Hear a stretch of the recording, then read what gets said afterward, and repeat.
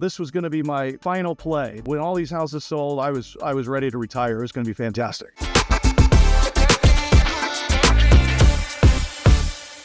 So in 2008, we all know what happened in 2008, but I had been investing in real estate since 1996, so 12 years.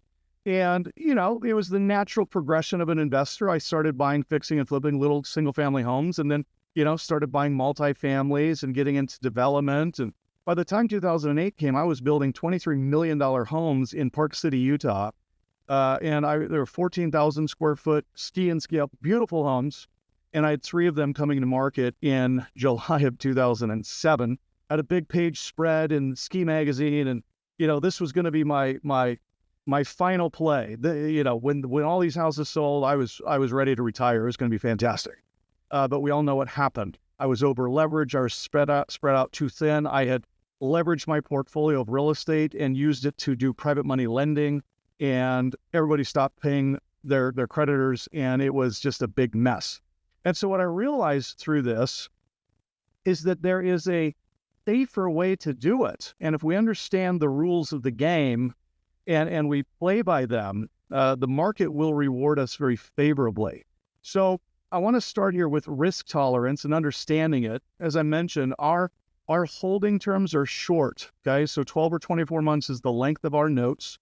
And we are underwriting to a very conservative criteria, not exceeding 65% of the ARV, so the after repaired value. So we're staying low. And then when we exit, the investor who we lent the money to is fixing the property up and then selling it, or we're assisting them in refinancing it if they want to hold it as a long-term rental.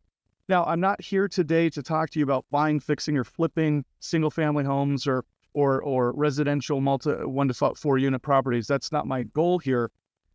Simply to help you understand how we create the opportunities that we then make available to you guys, either in our private equity funds or in buying the notes that we are originating. So we put together this slide as it relates to risk alignment. We mentioned syndications, which, like I said, I've invested in them, I've sponsored them, I've GP'd them, and I think they're a great asset class. I have gold, I have rental properties. I had crypto, but in all transparency, I had to sell it because I was a nervous wreck. I was constantly checking the markets, and every time Bitcoin would go up, I'd be on this high, and every time it would go down, I'd be like, oh no, what's happening?